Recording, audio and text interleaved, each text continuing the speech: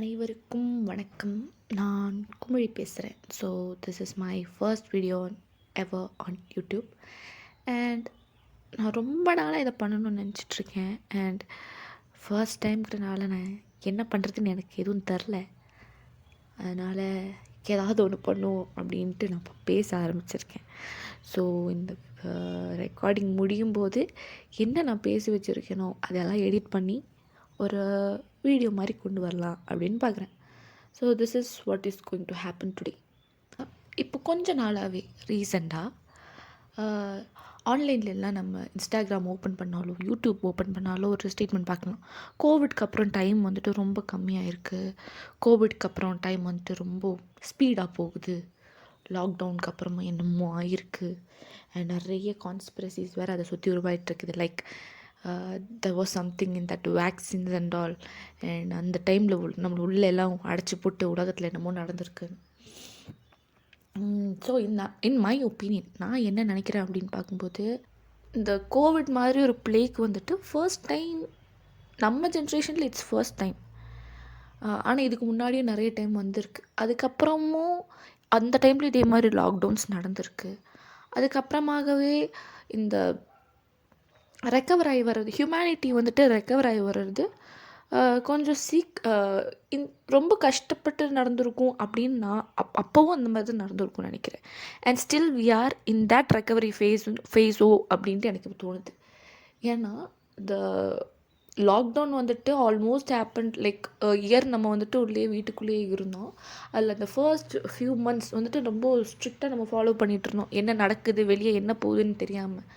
So முன்னாடி இருந்த லாக்டவுன்ஸை விட இந்த தடவை இந்த கோவிடில் நடந்த லாக்டவுன் ஏன் ரொம்ப இம்பார்ட்டன்ட்ங்கிறத விட ஏன் அது வந்துட்டு டிஃப்ரெண்ட்டாக இருக்குதுன்னு நம்ம பார்த்தோன்னா, we had internet, like we had access to see what is happening outside. And இன்டர்நெட்டுக்கு நம்ம நிறைய பேர் அந்த டைமில் அடிக்ட் ஆகிட்டோம். அதாவது அதுக்கு முன்னாடியே ரொம்ப ப்ரொடக்டிவாக ரொம்ப லைஃப்பை ஸ்கெடியூல் போட்டு வாழ்ந்துட்டு இருந்தவங்க கூட, அண்ட் நமக்கு பண்ணுறதுக்கு வேறு எதுவுமே இல்லை அந்த டைமில். நம்ம வந்துட்டு லைக் என்னது ரொம்ப ப்ரொடக்டிவாக இருந்தவங்க கூட லாக்டவுனில் டூம் ஸ்க்ரோல் பண்ண ஆரம்பிச்சிட்டாங்க. அண்ட் ரொம்ப சுருக்கம் பேர் தான் அதில் வந்துட்டு ஒரு ஹாபியை பிக் பண்ணி ஸ்கில்லை டெவலப் பண்ணுறது அப்படின்ட்டு இருந்தாங்களே தவிர, மிச்சம் எல்லோரும் படம் பார்க்குறது, டூம் ஸ்க்ரோல் பண்ணுறது, இன்ஸ்டாகிராம் பார்க்குறது, யூடியூப் பார்க்குறது, டிக்டாக் பார்க்குறது அப்படின்னு தான் இருந்துச்சு. அண்ட் அது மட்டும் இல்லாமல் ரொம்ப சோஷியலைஸ் ஆகிட்டு இருந்தவங்க நிறைய பீப்புள் கூட பேசிகிட்டு இருந்தவங்க, ஒரு இந்த என்ன சொல்கிறது, லாக்டவுனில் அந்த வீட்டுக்குள்ளே இருந்ததுனால அவங்களுடைய மென்டல் ஹெல்த்தும் கொஞ்சம் பாதிக்கப்பட்டிருக்குமோ அப்படின்னு எனக்கு ஒரு கேள்வி இருக்குது. அது ஏன் அது உண்மையாக என்ன, அதனுடைய சைக்காலஜிக்கல் ஆஸ்பெக்ட்ஸ் என்னன்னு எனக்கு தெரில. ஆனால் இதுதான் என்னுடைய புரிதல்.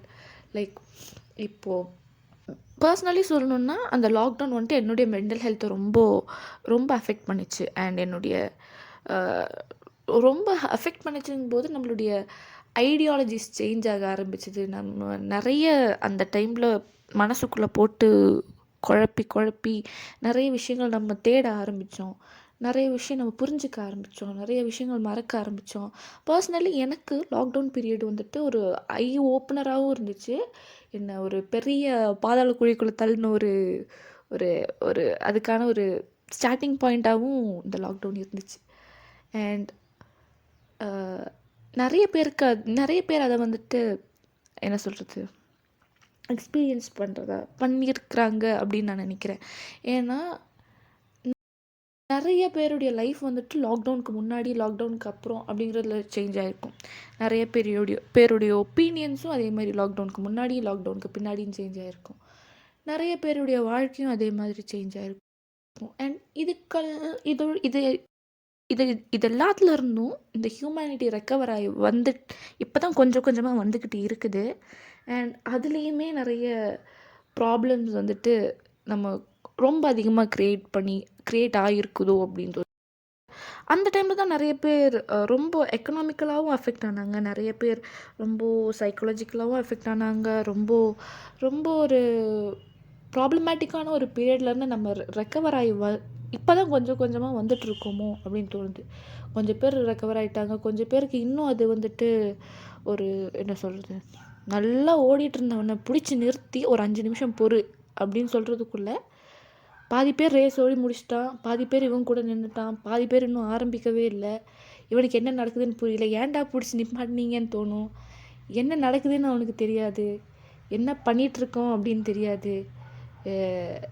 அவனுடைய அகாடமிக்கல் லைஃப் வந்துட்டு பாதிக்கப்பட்டிருக்கும், அவனுடைய மெடிக்கல் லைஃப் பாதிக்கப்பட்டிருக்கும், அவனுடைய எக்கனாமிக்கல் லைஃப் ஃபினான்ஷியலாக ஸ்ட்ரகிள் பண்ணிகிட்ருப்பான். எதுவுமே தெரியாமல் எதுவுமே புரியாமல் இருக்கிற ஒரு நிலமையில தான் இப்போது நான் இருக்கிறேன். நிறைய பேரும் இப்படி இருக்கிறாங்கன்னு நான் நம்புகிறேன். ஸோ கோவிட் முடிஞ்சு 2020 அந்த டைம் பீக்காக இருந்தது. ஒரு 5 வருஷம் ஆயிடுச்சு. இருந்தாலும் இதெல்லாம் நம்மளை இன்னும் அஃபெக்ட் பண்ணுதோ அப்படிங்கிற ஒரு பயம் வந்துட்டு எனக்குள்ள இன்னும் இருக்குது. ஸோ அதனால டைம் நமக்கு கம்மியாகலை, நம்ம தான் அதை யூஸ் பண்ண மறந்துட்டோம் அப்படின்னு எனக்கு தோணுது. ஸோ நீங்கள் என்ன நினைக்கிறீங்க அப்படிங்கிறத வந்துட்டு கமெண்ட்ஸில் சொல்லுங்கள்.